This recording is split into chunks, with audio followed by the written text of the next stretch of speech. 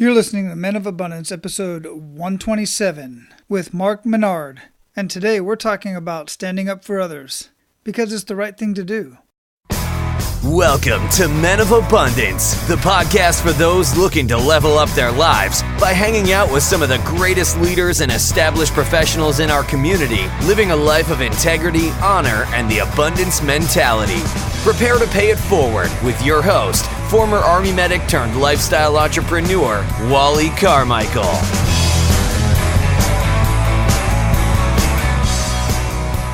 What is going on in your world today, Men of Abundance? I am Wally Carmichael, your host of the Men of Abundance podcast, the Pay It Forward community. If you are brand new, if this is the first time you're discovering Men of Abundance and this is the very first episode you've listened to, I want to welcome you. And I want you to go thank whoever it is that referred you to Men of Abundance. Seriously, go thank them. That is your abundant mentality. That is your abundance act to do today, is to thank the person that introduced you to Men of Abundance. Now, if you happen to be doing a search on Google or iTunes or Facebook or whatever it may be, and you just happen to stumble across Men of Abundance, I would love for you to tell me about that experience and how you found Men of Abundance. As you might have read in the description on iTunes, Men of Abundance will prove to you that you can have massive abundance in your life by taking action and enhancing your mindset and getting away from the disease of scarcity to a mindset of abundance. And that is what we are going to do today. And specifically today, we're talking about standing up for other people that are just being picked on or aren't being treated properly. And there are so many ways for you to stand up for other people. You can even do it anonymously. You don't even have to put yourself out there. You don't have to get into a fist fight. You don't have to get into a verbal altercation. Sometimes all it takes is just bringing it to somebody else's attention or pointing somebody in the right direction. That's not what Mark did, though. Mark took it quite a bit further. And I think you're really going to enjoy this conversation, and I know others are going to enjoy it as well. But they're not going to hear it unless you share Men of Abundance with others. So make sure you do that. Make sure you're sharing Men of Abundance with everybody that you come in contact with, and leave a rating and review on iTunes or whatever podcast player it is that you're listening to. Leave a rating and review, and leave your comment on the website or wherever you're listening to Men of Abundance from. Now, let's talk about sticking up for others. And I've got multiple stories throughout my life of me doing this, from even back in high school. I really liked gymnastics. I was okay with it. I wasn't great, but I was asked to volunteer with the special needs kids in the high school for their PE program, and I happily did that. Now, listen, I want to make it clear. I don't want to paint a picture that I'm some perfect angel, because I certainly haven't been throughout my life. But there's always been something in me that did not like to see injustices occur. Even though I have to shamefully admit that there have been times in my life that I'm not very proud of, that I was the brunt of some injustices. We'll just leave it at that. But at this point, that's not what we're talking about today. Today we're talking about sticking up for other people. And sometimes it's physical, sometimes it's not. Sometimes it's just saying the right thing. Let me tell you one quick story about when I was traveling from Phoenix to San Diego or something like that, but I was definitely coming from Phoenix. And I was already in the military at this point in time, early in my career. I was very thin. Obviously, I'm white. And I sit down next to this older white lady, and she was thin as well. That's going to become important in just a minute. And the plane was held up. Now, this was back in the day where a plane could be held up by somebody who was late. They would literally wait on the tarmac and wait on the airfield in the terminal and not take off. So we're waiting and waiting and waiting. And finally, the couple that was holding up the plane that was late gets on the plane, and we're about ready to take off. They're closing the doors. Well, it just so happened that this couple was black. And the lady that was sitting next to me, she says, "Oh, of course, it's got to be some choice words." And I just gave her a look like, that's not okay, but I didn't say anything. Then, as we're going on through the flight, you know how the flight attendants, they'll come up and down the aisle with the carts, and they couldn't get through the aisle because this very overweight lady was in the aisle, and they just couldn't get past her. And the woman made some comment. Now, this was years ago, so I don't remember all the details, but I do remember the basics, that this lady looked at me and gave me a look and said, "Fat people, what are they doing on the plane?" At that point, I was definitely fed up. I should have said something the first time, but I didn't. And I told the lady, I said, "Look, just because you and I look alike does not mean that we think alike." And I left it at that, and she was quiet the rest of the flight. Now, I seriously doubt that I made any change in that woman, but at the very least, I planted a seed. And to me, that was justifiable enough. There wasn't much more I could say. There's not much you're going to say to somebody who's already set in their ways, but, stranger things have happened, and maybe I did make a change. I would like to think that I did. It's stuff like that. That's what I'm talking about sticking up for other people. And it's not always an underdog. It's just sticking up for other people who are not being treated properly, and not letting somebody who looks like you talk about somebody who doesn't look like you and doesn't necessarily, air quotes, fit into your group. It's just not right, and we have to stop it somehow. It's those little things that will make a difference. And these are the conversations we should be having. Now, this conversation that Mark and I are going to have is a little bit different than that story I just shared with you. But it does set the stage, because Mark tells a story about how he was incarcerated from something he didn't even know what the heck happened. You got to hear this story. And then he talks about some people, a group of people that he has stepped up and helped in a huge way. And we talk about all kinds of other life lessons as well that I know you're absolutely going to get something out of. So let me introduce Mark to you real quick. As I already alluded to, from jail at age 17 to CEO at age 26, Mark is a best-selling author, has built his company to a multi-million-dollar company over the past 10-plus years, literally starting with his office in a barn. Now, Mark does not speak on theories. He brings real talk from actual experience of battling from within the trenches. Mark combines knowledge with experience, delivering results on every level. Men of Abundance, it is my honor to introduce you to Mark Minard. Mark, welcome to Men of Abundance, man. How you doing? I'm doing great. Wally, how are you doing, my man? I'm fabulous. Absolutely fabulous. Where are you at in the world? I am right outside of Columbus, Ohio, right in the suburbs. It's called New Albany, Ohio. It sounds like a beautiful, beautiful place. I looked at some of your background and saw some of the pictures that you have up on your websites and everything. Absolutely gorgeous area. I have not been there yet, but I do plan on it. It's nice in the warmer times of the year. The winters get pretty rough, but yeah, it's definitely nice when it starts warming up, for sure. Nice, absolutely. Well, if I do come in the winter, it'll be a quick visit. If I come in the summer, it'll be a little bit longer. I'm a hot weather type of guy. Yeah. Make sure to plan it. Come in the summer or the fall. That's the way to do it. Absolutely.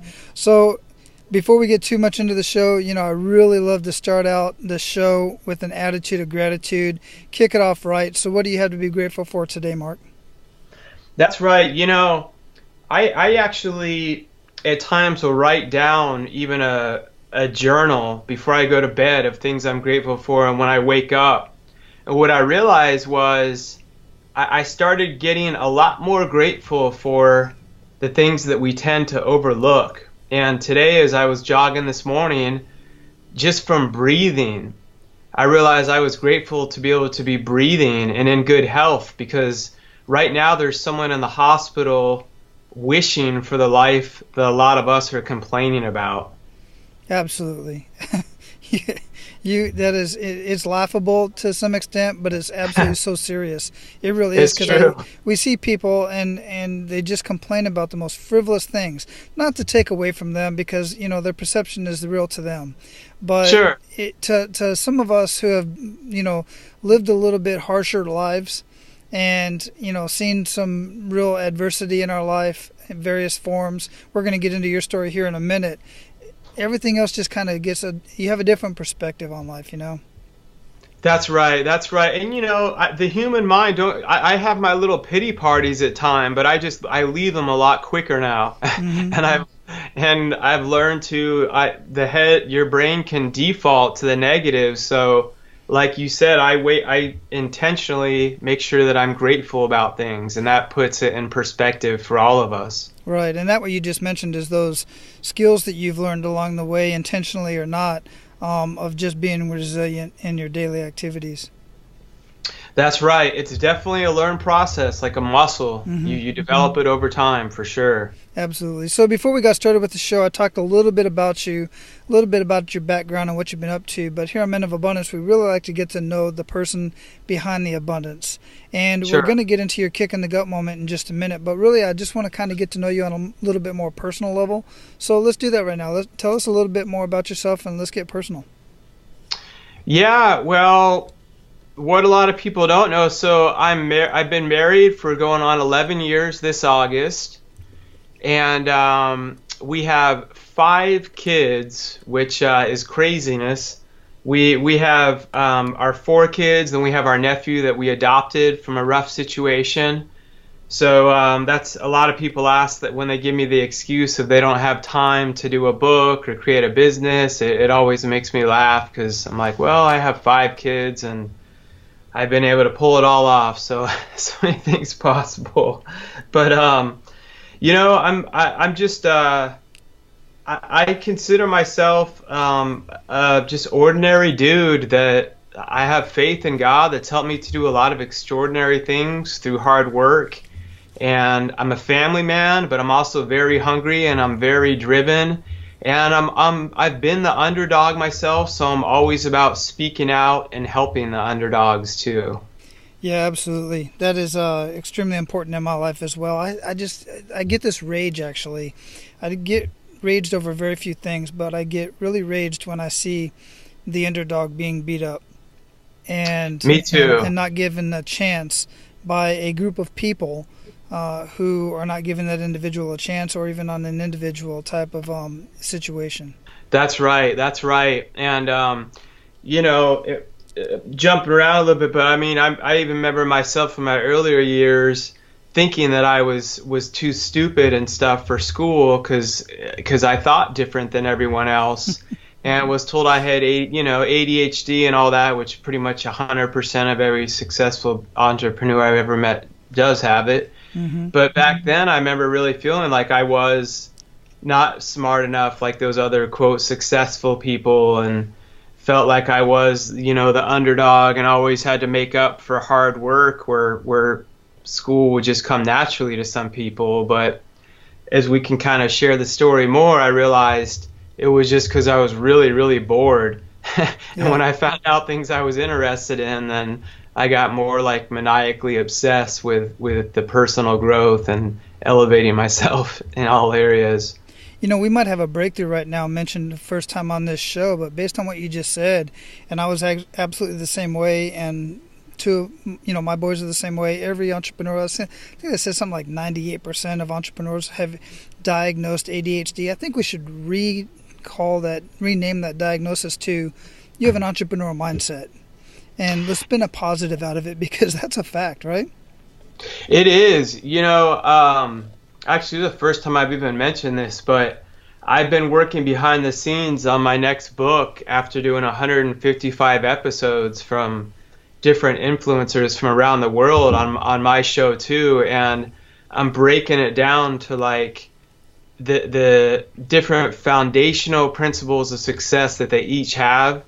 And one correlation I have like 4 main correlations that I'm finding, but one of them honestly is that almost every one of them was diagnosed with some type of like ADD or ADHD in their younger years. And I find that very interesting. So I think there's a thin line between being a little insane, or like Einstein, you can be insane, or if you don't give up long enough, then you can be considered a genius. I think that's the truth. Absolutely. Yeah, 100%. Completely agree with that. That's, I've got well over 100 episodes, or well over 100 interviews recorded, and as of tomorrow, 89, I think it's 89, I've lost count, 89 episodes posted, and it's the same thing. I'm finding all of these, exactly what you just said, all of these very similar traits of individuals who excel either as entrepreneurs or, just doing various things within their own vocations or in their life. They're very, very similar. They won't conform, that's for one thing.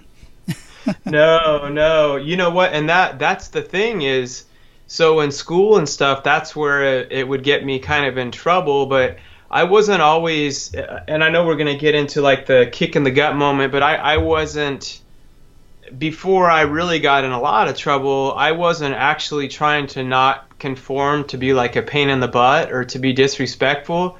I actually didn't understand what they were like with the multiple choice questions.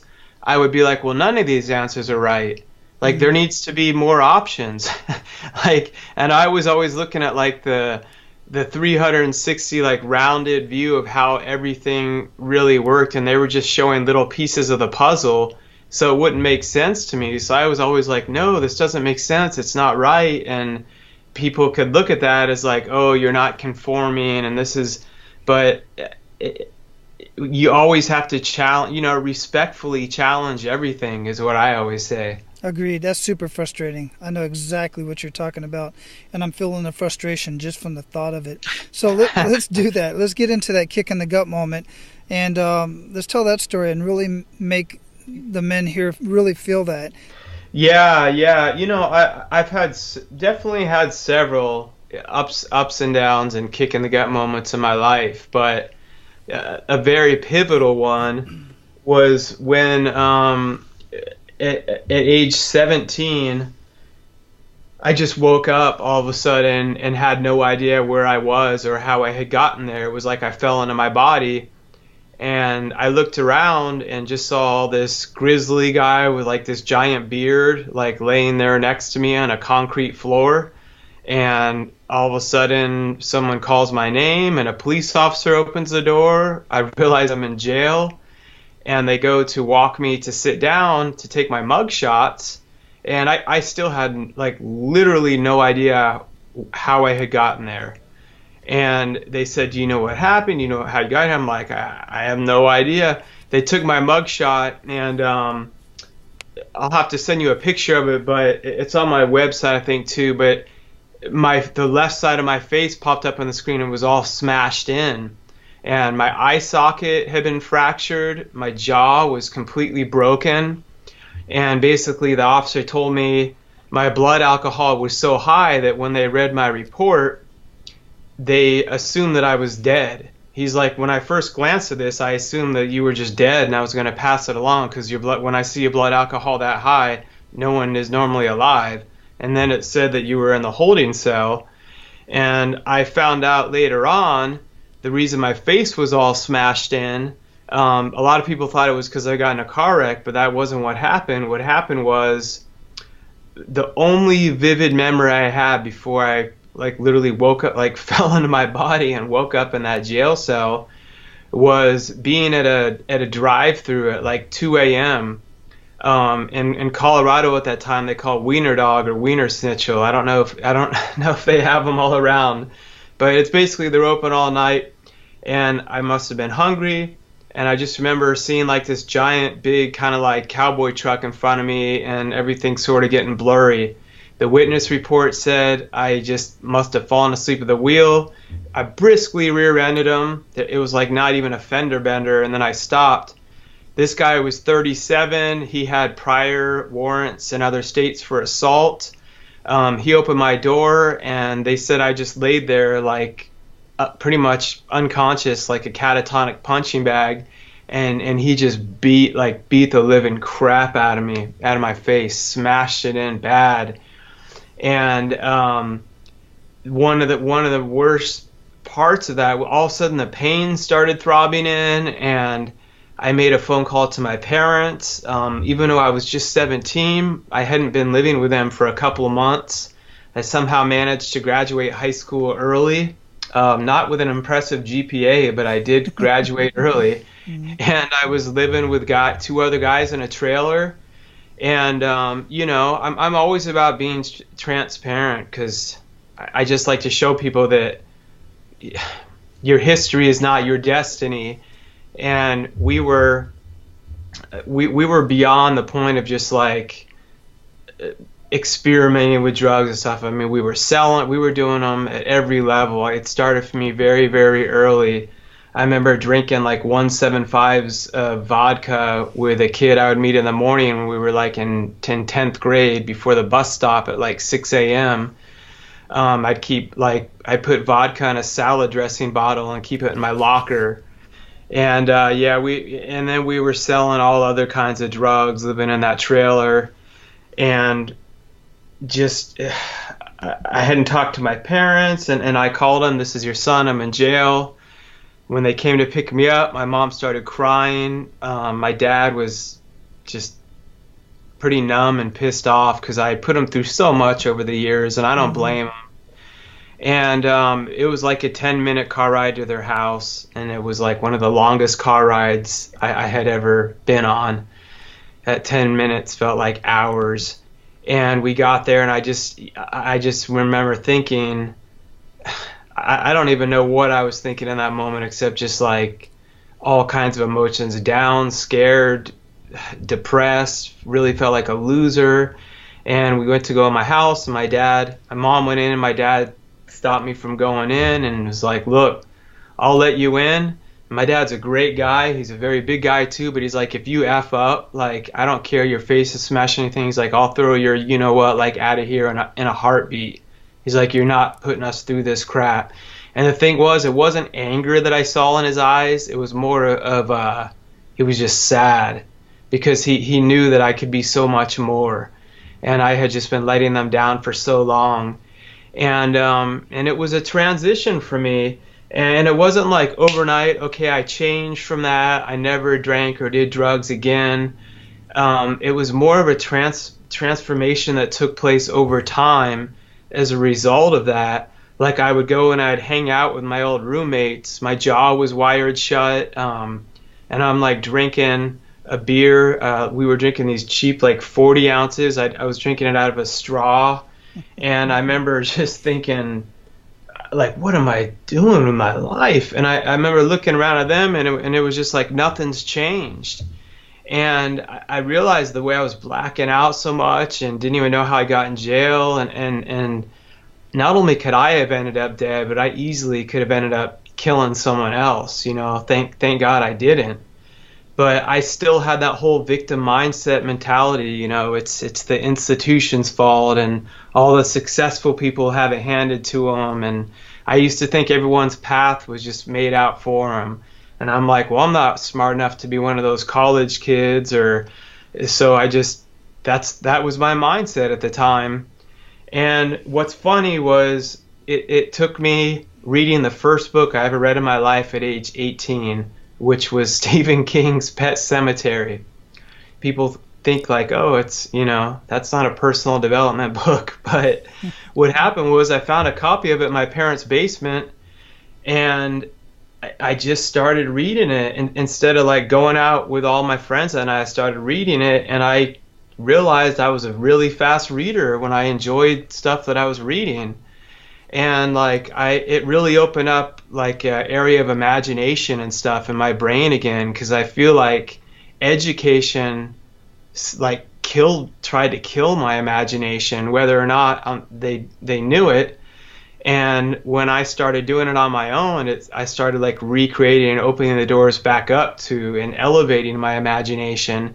And then from there, I continued to just read more and more and more and realize, wow. And I don't even think college is for everyone, but in my own journey, I realized, wow, I think maybe I can go to college, because I got more and more interested in that. And for me, going to college at that time in my life was a sense to show that I could actually finish something that I started.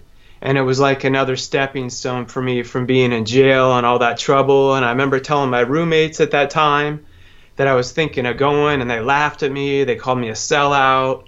They're like, oh, college boy, he thinks he's better than everyone else. And I remember like kind of going through this false guilt. And that's why it's so important who you choose to hang around with. And you know, there's a lot in there, but both of them are dead now, unfortunately. And I didn't even I hadn't been around them for a long time, but years later, as I wrote my book, I was researching them. I don't mention their names, but I found out one of them committed suicide. He shot himself in the head about 2 years ago when he was on a bunch of, I think, cocaine and drinking a bunch of whiskey. And the other one overdosed about a year ago, drinking a lot of alcohol and taking a bunch of Vicodin. And he had two little girls that were like ages 6 and 7. So 100% of the people I was hanging out with at that time that I was living with are dead. And I would have been the third one in the equation. And I just, it's pretty crazy. But, you know, personally, I believe in God. You know, I don't preach down people's throats, but I personally believe in God. And I just felt him speaking to me more, saying, look, like, you put yourself in this situation and you can do a lot more, and I have huge plans for you, but the reason you're not seeing any fruits in your life is the choices you're making. Like, it's on you. And from reading Pet Sematary and then reading other books, like, then I read like Think and Grow Rich, and I just kept reading more and more books on mindset and things like that, and it got me to even reading the Bible, and I realized parts of the Bible had a lot on mindset, and I had to make a choice of what the actual truth was. And something that always jumps out at me is it's 1 Timothy, where he says, I haven't given you a spirit of fear, but of power, love, and self-discipline. So I realized I have to either, fear is a choice and it's a feeling, and I was terrified of going to college and all this stuff. I said, I have to make a choice. Like, if that's where God's leading me, the courage is going to come along the way, and I'm going to choose to follow it on faith. And that's what I did, just one day, one step at a time. So then the next stepping stone for me at that point in time was to go to college. And what did you go study in college? I'm sorry, what was that? What did you go study in college? Well, I actually ended up changing my major about 3 different times. And I didn't even know what I was going to do. I started with landscape architecture. Then I ended up graduating with my BS in psychology, and it really focused on brain physiology. And I didn't know what I was even going to do after college, but I knew I wanted to help people and work with people. And I was thinking of actually working with children. And I'm not going to lie, I didn't like school. I didn't like college. I love to learn on my own. I just don't believe school always should take place within 4 walls. And I had to try a lot harder than everyone else. Like, some of the kids that had a photographic memory, they would study for 20 minutes and get an A on a test. I would have to put in like 10 to 15 hours to maybe get a B on it. But what I realized was, when it came to bigger projects that took more time where they couldn't do that, a lot of them would give up. And there were some kids like that were more book smart for me that didn't graduate, because when they really had to persevere, they gave up. And I was just like, I'm going to keep putting in that grit, that determination, that perseverance, and really do whatever it takes to make it to that, you know, next marker in my life, which this was to graduate college. And so I did. I ended up graduating, and that kind of took me down the journey of the next step of my life, where I was doing tile with my brother for a while, just doing labor for him. He owned his own tile company, and that kind of introduced me to the entrepreneurial world. But I always believed in hard work. I always worked, even with all the trouble I got in since I was like age 15. And I was just doing labor for him, doing tile, no idea what I was going to do. And that led me to a series of events where I got into the field of actually starting to work with individuals with special needs. And that was kind of... I want to get into that real quick, but before we do, man, you said so much right there. We could go down so many different paths. And as we were talking before the show, chances are we're going to have this conversation again for the show, because I know we're limited on time today. But 2 things I want to touch on. One of the things, you know, is fear. I'm going to touch on that in just a minute. And you had these fears of going to college, and there's a lot of reasons where that came from, and that had something to do with the way the education system is set up and didn't really foster your way of learning and what you wanted to learn. But then the other thing was, as far as the difference between the photographic memory and those different projects that you're doing, it's been my observation anyway that those with the photographic memories that do very, very well in the classroom generally don't do super well in practicality and when they're putting that knowledge to work. They're real good on Jeopardy, but they're not real good on the job site and leading people. And that's where you had the skill coming in. But the fear part of it, and you having a psychology major, and I've studied psychology as well, and I've learned this over the years that we are born with two fears. That's the only two fears we're born with, and that is the fear of loud noises and the fear of falling. Everything else is learned. That's right. So you learned through your schooling process and through your education process that college was going to be difficult, and therefore you feared it. And really you just had to apply yourself a little bit more and apply your hard work. That's right. And it's so true. And yeah, I mean, fear, I continue, I still battle it. I dropped speech class 3 times. I mean, and now I speak like all over the world. And that's what I tell people. I continue to learn. Fear is just a feeling. It doesn't ever go away for anyone, but you learn to understand more of what it is. And at the end, where you have some different takeaways, that I have some actual steps, I have some things that apply to fear too. But yeah, that was it. And I'm not sitting here with a victim mindset saying, oh, it's just schools, whatever it was. What it comes down to is whatever your circumstances are, you can continue to overcome them and continue to do it your way. Like, there's not any one way to do anything, but you can't let fear stop you, or else you'll never start. You can't wait for perfect conditions, because they don't exist. You have to do it afraid, and you become courageous along the way. And so for me, just graduating from college, it meant a lot to me. And honestly, it built my confidence from being that guy that was in jail to say, okay, now I have my college degree. And I felt, it was something I didn't just do it because my parents, they didn't force me to go to college, but I wanted to show them I could finish something I started too. So it meant a lot to me. I felt like I owed them. I put them through a lot over the years. And then all that continued to prepare me for the next. There's different levels in life, and that's where I got into to starting to create and realizing there was a need to create a company for individuals with special needs, because they had no options after the age of high school here in the state of Ohio other than these horrible institutions. And so that I was about 26 years old at that time, and really started diving deep into researching of how to get certified to open my own agency. And a lot of people, I'm sure, that listen to your show are maybe they've had companies, or they're working, and on the side they're starting to create their company.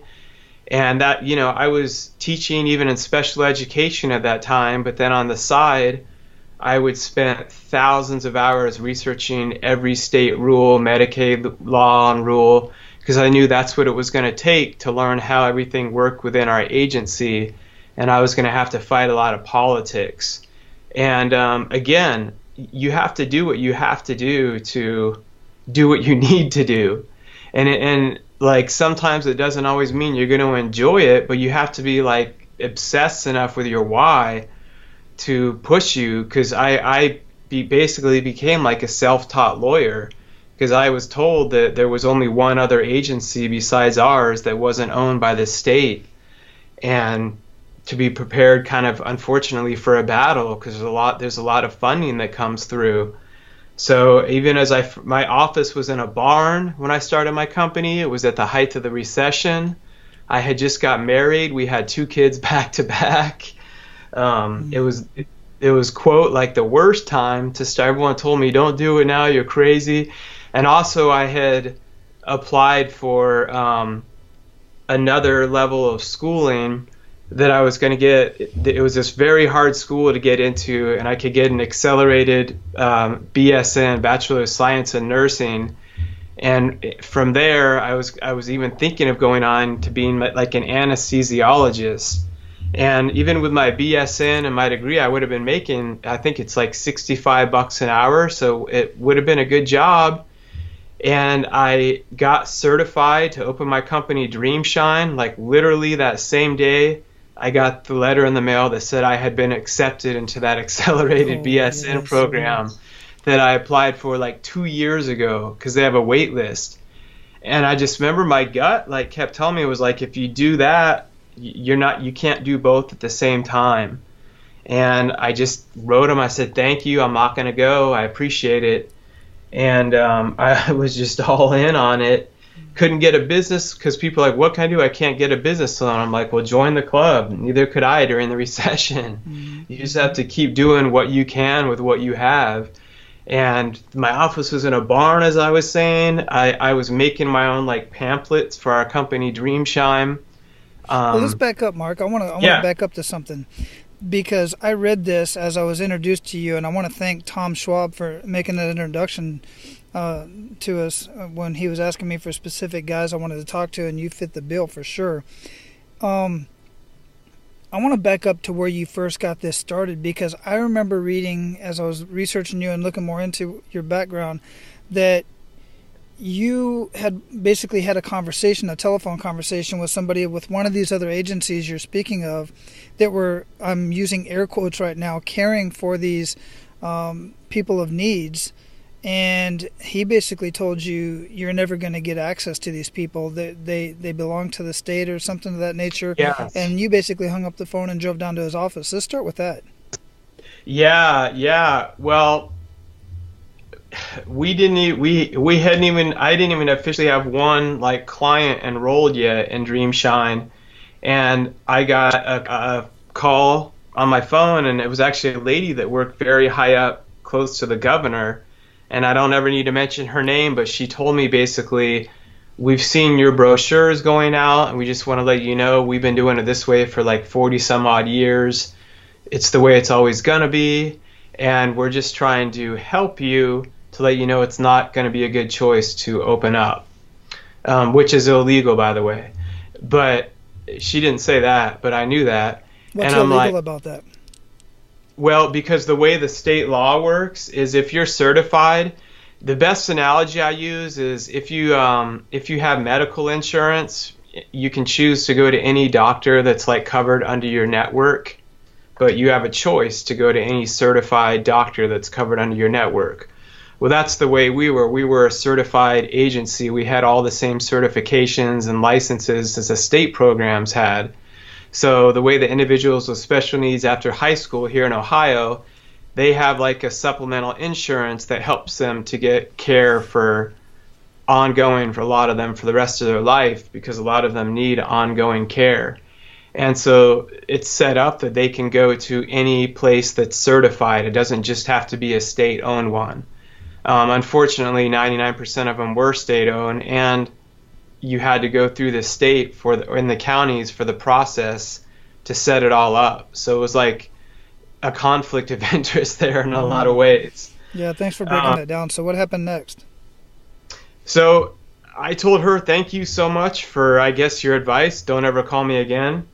And then after that, our first individual was officially about to be enrolled, and the mom called me crying that night and said the superintendent of the county said he can't come to your so-called private program. The funding only allows them to go to their own county program.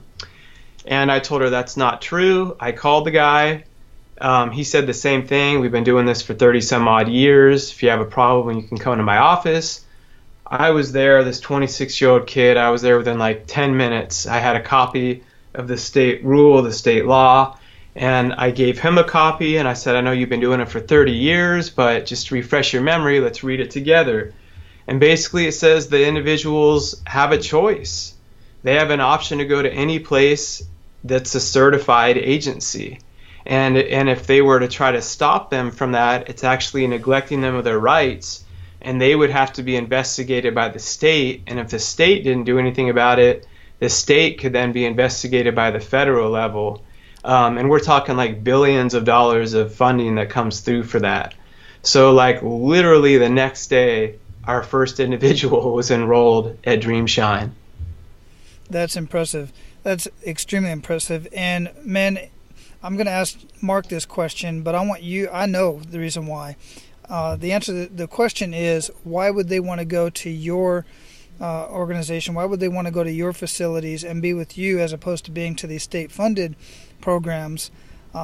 Sure. And, I mean, guys, you're just going to have to go to the website at dreamshine.org and look at these pictures. I'm going to have some pictures up as well in the show notes at menofabundance.com. But you're definitely going to want to check this out. So, Mark, please answer that question. Sure. Yeah, it's dreamshine.co is our most updated one too. Oh, thanks. But the org, yeah, sure, no problem. But the workshops is what the state owned. They were like these giant factories that were like warehouses with fluorescent lights. They were very depressing, institutionalized, and individuals with special needs would sit there around a table, like 12 of them, and they were given machine parts or crayons and a piece of paper. Said you can sit there and color all day or put machine parts together, while the staff that was in charge of them would just sit there and read magazines all day and not interact with them. It was very, very depressing, and I just imagine if that was my own kid or something, at least we have options. We could do dumb choices like I did and go to jail, or you can choose to go to college or work at McDonald's but at least we have options. Like for them, they didn't have any options. And so I wanted to create a place that was non-institutionalized, like as you saw on the website. It's on 2.5 acres. We flash forward now to what we have. But at that time, I was really just sharing the vision with a lot of the families of what I was going to create and open. And I started out at, my brother had a campground, but it was like an old rundown campground, and they let me use part of their building there. And that's a lot of people, they think they have to have these perfect conditions to start something and the perfect office and all that. But what it was is they saw how passionate I was about it, and I kept sharing with them the future vision of where I was going to go with it and how horrible it was the way it is now. And it was one family at a time, but they started seeing and believing in what we were doing. And then and that's what made them want to start coming to Dreamshine. I was real with them. I was transparent. And we flash forward now 10 years later, we serve over 55 individuals with special needs. I have about 20 people on my team, on my staff, and we have a 2.5 acre campus area as well. Well, from what I've seen, on top of just taking them out of what's a clinical environment, and as you described, fluorescent lights, white walls, just like living in a hospital. I mean, who wants to? If I'm in a hospital, well, I work in a hospital, but that's a whole different issue. If I'm living in a hospital, it's just dreary. It's terrible. But you also give them purpose. Some of them are actually working within the facility and earning a paycheck. That's right. I created an online store, and actually I intertwined the podcast that I have, Elevating Beyond, and my speaking. Like this next event we're getting ready to do, I have 4 other really big speakers that we're donating all the sales to our individuals with special needs, and they help do stuff to create and get ready for the live speaking event, and they have different tasks, and it allows them the opportunity to earn paychecks. And we have like a store where we sell candles, these really cool soy wax candles they make, and they earn paychecks from that. And we're all about just always innovating and making the needs based on each individual's separate need instead of putting everyone into one category. And we have fish, we have a pond stocked with fish there, so we do a lot of recreational things. It's all wheelchair accessible. We have massage therapy, ballroom dancing, therapeutic horseback riding. We started a Facebook Live cooking show. So yeah, we're always doing all kinds of cool things. I love it, Mark. I absolutely love it. I really, really do. I want to visit there and check you guys out, because it's just such a beautiful landscape that you have on your and so picturesque, and the smiles on their faces are truly amazing. And they're living their life at how they need to live their life, and you've provided all of that for them, you and your staff, and my hat's off to you guys, really. Thank you. Yeah, I'm glad you brought that up. My team, I call them the Dream Team, and I've learned a lot on leadership over the years. Hard way, but I've grown a lot, and yeah, I remind them every day that they're literally changing lives. It's so important for them to remember, because it can be very stressful, as anything can. But yeah, my hat's off to them and everyone on my team that helps this whole movement, this whole vision to continue to move forward. Yeah, absolutely. Well, Mark, we're at the point of the show where we're going to pay it forward. You ready to do that? Sure. Excellent. Hey guys, I happen to know that quite a few of you have some amazing stories and some amazing ideas, and some of you have considered starting a podcast. I know because I get these questions every once in a while about some ideas to start a podcast, if what your idea is a good idea to start a podcast, and how to get started. And quite frankly, I've referred you to various courses that I've personally taken, and some of you are asking me questions now and again about certain software, hardware, and stuff like that, basically to get your podcast started. Well, I'm going to tell you right now, just like I tell everybody else, if you're going to ask me to mentorship you or coach you or show you how to start a podcast, I will most certainly take the time to share with you some pointers and some technical stuff about the podcast and how to get started. But I just have one requirement, and that is that you host your website and your podcast on podcast websites. I'm doing this for two basic reasons. One, because that's exactly how I launched my podcast from the very beginning, and two, because I want you to be successful. And to me, the easiest way to do this without getting into all the technical stuff, because here's what you want to do. You want to get started. You want to get your message out. You want to have interviews, or maybe it's going to be a solo show. But regardless of what it is, I want you to have the best platform, because you don't want to be the expert in all of the elements of becoming a podcast host. You want to be a host, and you don't want to spend a whole lot of time messing with your website. You've seen my website. My website is badass. It's beautiful. I get comments on my website. I get comments on the process when I bring on guests. I have guests contact me and say, Wally, how do you do that? What are you doing? How do you make it so simple? I've been doing this for years, and I'm not as professional as you are. It's all because of me working with podcast websites and a couple other tools, my scheduler for one, but that is my savior right there. But podcast websites, those people are a family to me. Mark Asquith and Ramona Rice and all of the team, everybody over there. John Lee Dumas is a co-founder of podcast websites. And if you're thinking about being a podcaster and you don't know who Mark Asquith and John Lee Dumas are, you need to go look them up. All right, because that's who I'm going to refer you to for any additional training. But I won't suggest anything to you. That would be my first suggestion. Number one, before you get a mic, before you get anything, is to get into podcast websites. And the best way to do that, you can talk directly to Mark or one of his team members and even get a $10 discount by clicking on the link in the resources page at menofabundance.com/resources, or just click on the link at menofabundance.com. Like I said, podcast websites has everything you need to be a podcaster. And then when you add everything up that's going to take for you to host your podcast, minus the expert training, the private Facebook group that you have access to ask all of the podcasters, including myself, all of that is there for you. You don't need anything else. All the hosting is there. All the graphics are there. The artists are there. The technical work is there. Everything you need. If anything goes wrong on your website, you send one email, and within 24 hours or less, somebody's going to get back with you and either fix it for you or show you how to fix it. You're not going to get that anywhere else. Podcast websites, go to menofabundance.com/resources, click on the link, get your $10 discount, and make sure you tell Mark that Wally sent you. Now, let's get back to the conversation. So give our abundant leaders 1 to 3 actionable steps that they can take today. Yeah, you bet.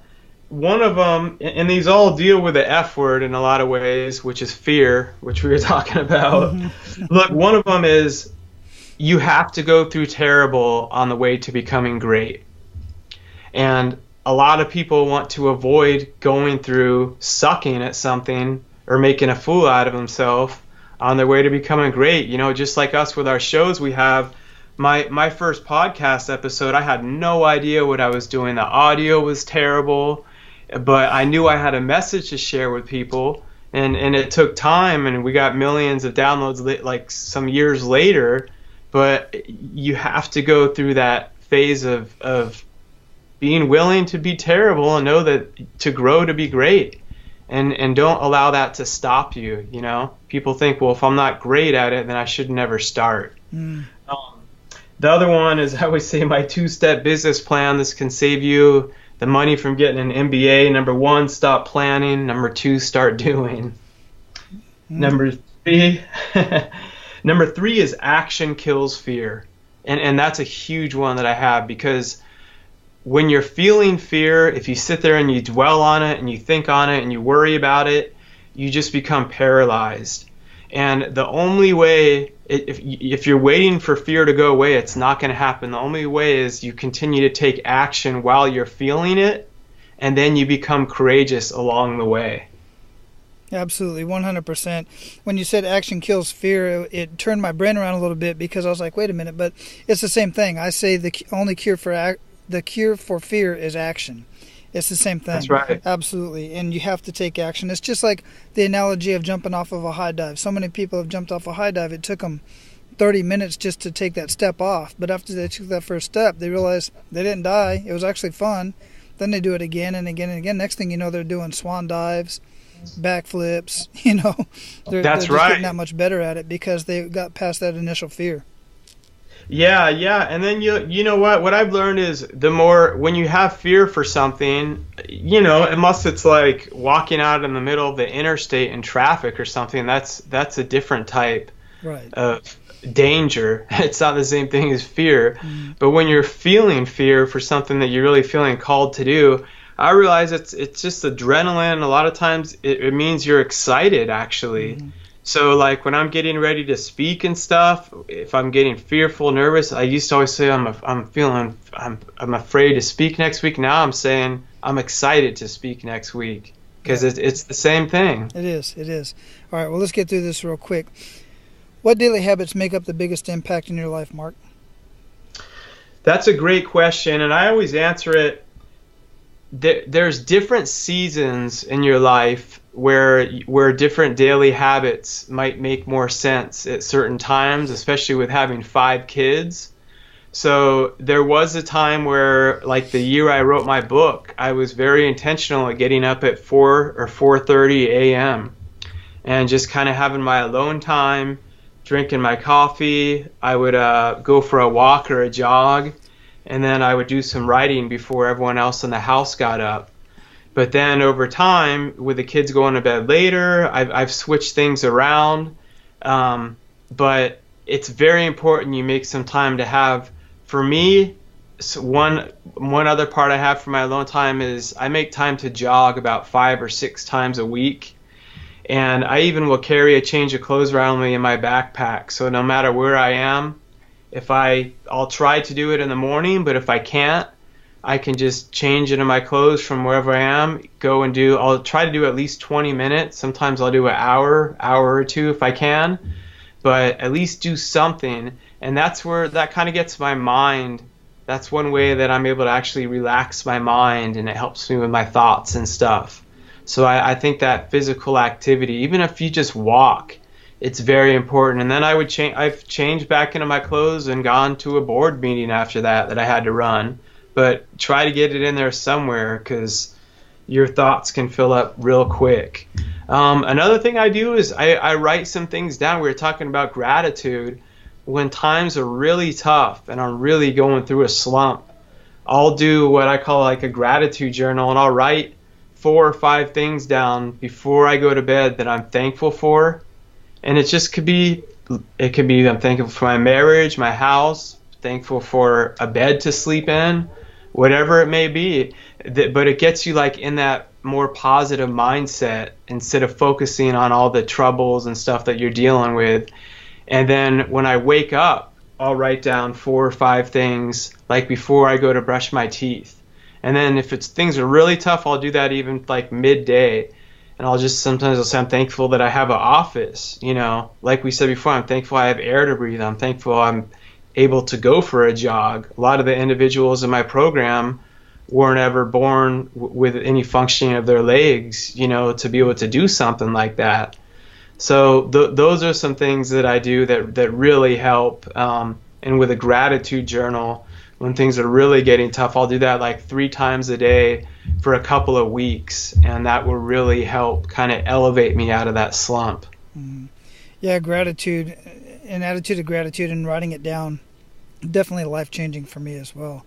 We've already talked about a couple books that you have read, and I know that for a fact that Pet Sematary is the first time it's ever been mentioned on this show, and I love that because it just got your brain going, got you reading, because you realized you read better when you're reading something you enjoy reading. But what are you reading or listening to right now that you would recommend to our abundant leaders, and why? Sure, that's a great question. One of them, it's called Edgy Conversations by my man Dan Waldschmidt. It's how ordinary people can achieve outrageous success. And him and I actually speaking together at an event, but he's been on my show, and I listened to his book on Audible, and I purchased it and read it again. And his story is such an amazing story of persevering and overcoming. And what he did is like a 5-year study on all these people that a lot of them you haven't heard of throughout history, that have just gone through these so-called impossible odds and overcome them to be massively successful. So it's really a great book. It's these really awesome stories that makes you think. I mean, there's one guy in it that reminds me of like a real life Rambo. And it's a powerful one. That's one it's a great one. And then another one that I read, I'm rereading this again. I revisit this all the time. My man Dave Ramsey's EntreLeadership, I believe, is hands down. See, I haven't read as much from his financial peace end, but his EntreLeadership book, which is specifically for entrepreneurs, leaders, and business owners, is one of the best books that I've read from someone that has really fought in the trenches as a business owner, building it literally from the ground up. Well, I'm putting both of those on my list. I'm a sucker for those kind of stories. I have done much of Dave Ramsey's financial peace information, but I haven't read that book, so I'm definitely going to put that on. And it's going to be listed in the show notes as well, so guys, go there and check it out. 2 more questions for you real quick, Mark, and that is, what do you feel holds most people back from living a true life of abundance? One thing is, like I mentioned before, the people I was hanging out with, and a guy on my show, Michael Levine was his name, he says, fire your flaky friends. That's one of the biggest things. We hear it all the time. And sometimes it can be people that are family members, and you can love them at an arm's length. But you have to, choose very carefully who you have in your inner circle of who you share those, because if you're around people that gossip all the time and they're negative, then you're going to absorb that, and without knowing it, that's going to become you. So that's a huge piece of advice. And another one I say is it's important to reach out and get mentors and stuff. And some people are like, well, Mark, you're able to connect directly from guests you've had on your show and stuff. And I said, but before that, you can read a biography, or like I always say, read the story behind the story of how someone got successful, because you really realize what it really takes, and then it will make you feel better about when you're going through that if they got through it, so can you. And those are things that I think are really important. And then if you can get a mentor in your life, or get a coach, coaches need coaches. There's different seasons. And then I also believe one other takeaway is to pour into others. So when you've been able to gain that wisdom, which comes from knowledge plus experience over time, then you should pour that back into others, like we do with our podcasts and sharing stories or speaking. And I have clients that I do consulting with and stuff, but also I always choose to take someone on and be mentoring someone as well. Excellent. I love that. Absolutely. So what does living a life of abundance mean to you? Living a life of abundance means just continue. It's a lifelong journey. I would say it's an adventure of continuing to be the best you in every area of your life, when just continuing to follow whatever you believe, if it's God, but whatever he puts in your heart, to keep going after that treasure, and to lay down at night and say, you know what, I might not have done perfect, but I gave it the best shot. I did the best I could. And at the end of my life, I want to be able to say, I fought the good fight. Like I may have screwed up, I messed up at times, but I continue to get back up. Your get back up grade, and get back into the ring and keep challenging yourself to grow. That's what matters, and give back. Be a giver. That's the key right there. Challenge yourself to grow and be willing to give back. Excellent. Absolutely love it. So what did we not talk about today that you'd like to ensure that our abundant leaders get from our conversation? Yeah, I appreciate it. Well, on my main page, markminard.net, people can grab my book. You probably may mention the intro, but The Story of You, Transforming Adversity into Adventure, Taking Your Dreams to the Next Level Beyond. And also, I would love for anyone to connect with me on all platforms of social media. We're getting ready to do an awesome event next month called Minutes with Millionaires, that we're making it a really all-inclusive, interactive live stream event. So all the information's on there too. But really, if people want to just check me out and get connected with me on social media, I'll be happy to connect with anyone. Absolutely. And I'll have all of that linked up and everything else that we talked about in the show notes. So guys, you don't have to worry about writing anything down. It'll all be there for you guys. Mark, perfect. Dude, I truly appreciate your time, man. I dig your background. We really have very similar backgrounds as far as our childhood grows up. We didn't have the time to get into all that today, although my brother was the one with the jaw wired shut, not me. But very, very similar background. And I appreciate everything you're doing. Seriously, you're really giving back to humanity, and I love it. Thank you. I'm honored. I appreciate you, and I appreciate all your listeners for taking the time today. And I'll be happy. We'll schedule to get you on my show next time too, my man. Absolutely. I'm down for it. Let's just set it up. Send me your scheduler link, and we'll make that happen. Okay, perfect. Have an amazing day, everyone. All right, you too. Aloha, Mark. Aloha. Now, I know some of you may have been in trouble with the law when you're young men or even in your adult life.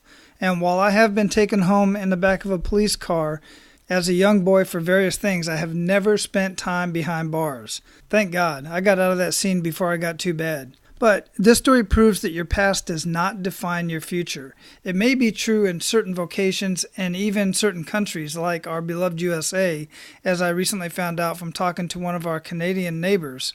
But it's not the end of the world. Your experiences, even your messy experiences, can add value to other people. You just need to learn how to take ownership of your experiences, grow from them, and then step up and share with others who need your mentorship and coaching. If you need some assistance in how to do that, get in contact with me. Let's dialogue. Let's talk a little bit. Let's mastermind.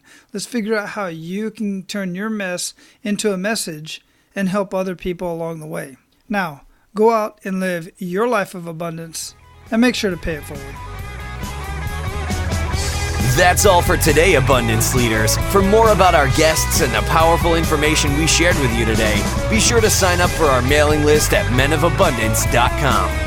We appreciate your time and look forward to hanging out with you on our next episode. So until then, be sure to pay it forward and live your life of abundance.